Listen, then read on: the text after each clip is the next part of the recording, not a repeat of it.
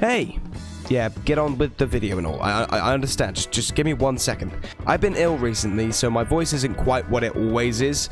So I'm sorry if it sounds a little bit raspier than usual. But if you really want to make my day, you should definitely go down to the comments and say, "Get well soon, Westy," or something. I don't know. Just lift my spirits. Anyway, we'll get on with the video. I enjoyed it. Some see the legacy of one Mr. Soot to be that of a hero.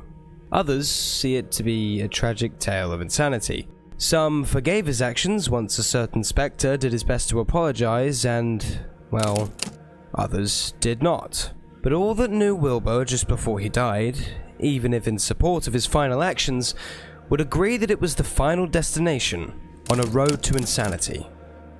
The question is, though, what happens if the train doesn't stop at the end of the track?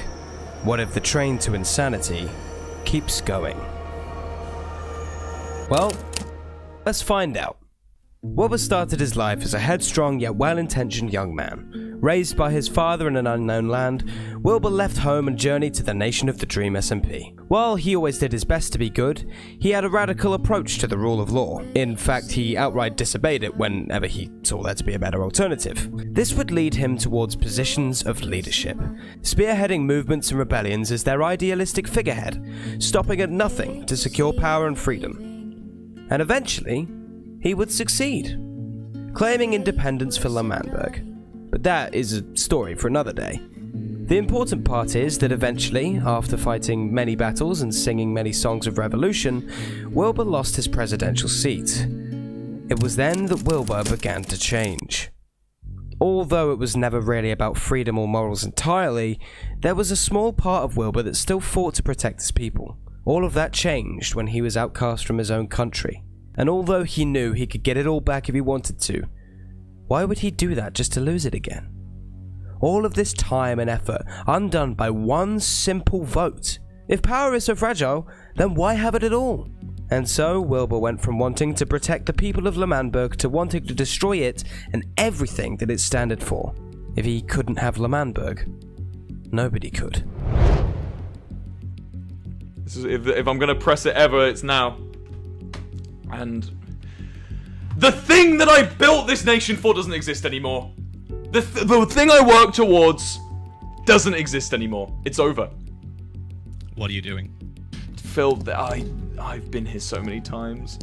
They're fighting. They're fighting. And you want to just blow it all up? I do. I think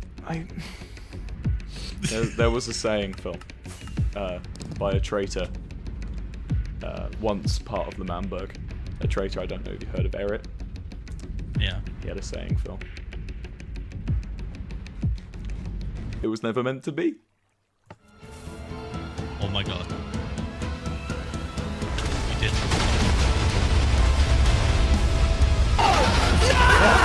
No! Yes! Oh my god!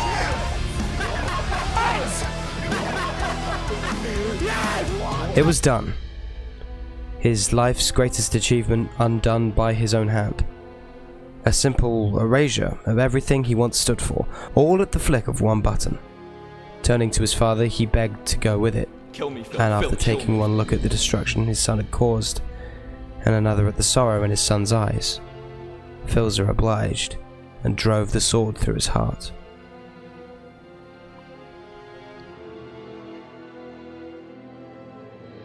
This story should have ended with the blood on the walls in that there cave. And yet, this is just the beginning of our story. Wilbur would wake up in what looked like a train station. Everything was strange in its own horrific way, and concrete walls on every side prevented him from leaving the never-ending platform. It was clear to him immediately that he would never be able to leave, and he quickly came to accept this fact to the point where he even admitted that he did not want to. His only company at first was Schlatt, who, although adamantly opposed to him in the overworld, was seemingly ambivalent after his death. He spent most of his time sleeping, leaving Wilbur effectively alone with his thoughts. After some time though, a faint sound of the train that brought him here could be heard, and when it finally screeched into the station, Mexican Dream stepped off. Now, Mexican Dream wasn't much for conversation, but at least it was nice having someone conscious to watch or ignore. Things would return to normal for a while, with Wilbur replaying thoughts and philosophies over and over in his mind. He pondered existence, vengeance, and concepts of great turmoil with no distraction. While most philosophers would crave such an opportunity, it only sent Wilbur further into the depths of insanity, with which he spent what felt like years submerged within.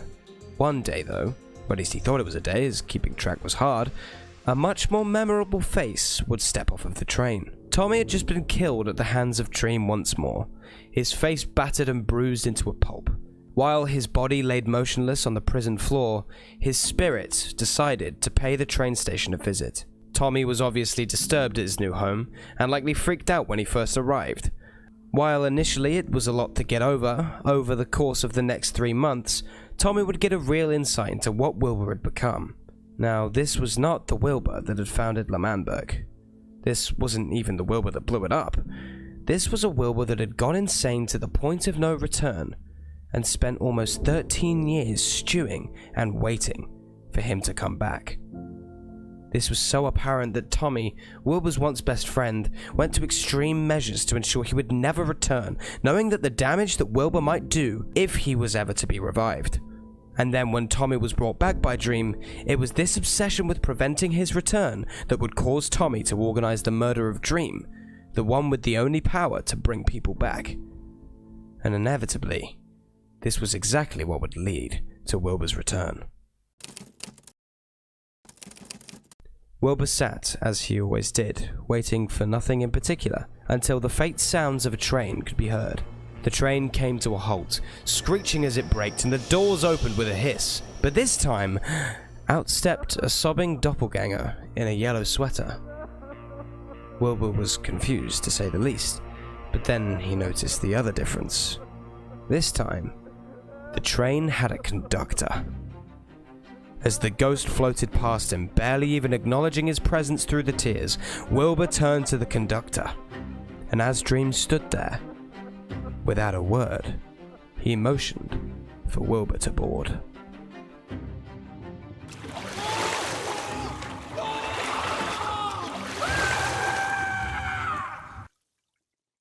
When he awoke, Wilbur noticed the immediate warm tinge from the bright sun that greeted him.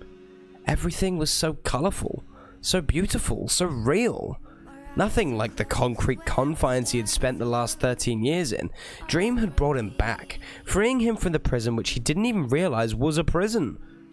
Wilbur had once begged for death, but now that he had seen the other side, he was sure that the overworld was where he belonged. Immediately though, Wilbur's brain started ticking. He hadn't exactly left on the best of terms after all, and when a worried, shaky-breathed Tommy came running, he realized that he had to make amends if he were to enjoy his new lease on life. So, Wilbur did what he did best and painted a smile on his face, doing the rounds and apologizing to all of the people that he had wronged before. Although it wasn't the most genuine endeavor, he was pleasantly surprised at how accepting most of the people were, and especially happy to be able to taunt Tommy again. That was of course until he went to visit Quackity. Wilbur was shocked to learn that Quackity had truly taken his advice to heart, and was even more shocked when Tommy showed him the scope and gravitas of Las Nevadas. It was everything he had ever dreamed of. There was power in its construction, renown attached to its name, and true unthreatened freedom now that Las Nevadas' enemies were either unbothered or in prison.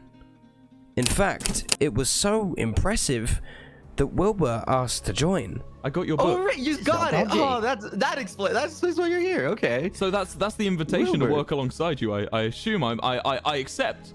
He told Quackity that it was fate and divine purpose that had brought him here, and that together they could rule the world. He would be Quackity's instructor and mentor, and all he would ask for in return was his name on the nation's declaration. Maybe I was unpredictable in the past, really but I've nice. turned over a new leaf, Quackity. I don't lie anymore. I don't deceive. I know nothing about TNT anymore. I've forgotten everything I knew about TNT. It's ridiculous. I am your servant. Quackity, look at me. Look me in the eyes. Look me in the eyes. I am your servant. Quackity, though, had changed. That was not an invitation. I'm sorry, Wilbur. Quackity realized that he had no use for a washed-up old man like Wilbur. In fact, although it was him that inspired this change, he would be going against everything he stood and fought for if he conceded to Wilbur's will. He found the turn of tide so entertaining that he had to stifle a laugh as he shut Wilbur down and told him to go bother someone else. Wilbur was spiteful at best and enraged at worst. He was so spiteful, in fact, that he decided that it was time for him to try his hand once again at owning another nation. He would blow Quackity's Las Nevadas out of the water and prove that he was the best president on the server. After all, his legacy was impressive, even with the touch of psychotic destruction that came towards its end. He quickly put Tommy to work, constructing him to build a nation right next to Las Nevadas' borders. Now, not much has happened since then. Wilbur has even forgotten entirely about the country that he asked his friend to build. But there's something going on in the background.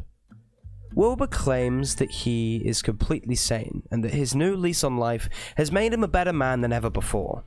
But I've come to a different conclusion.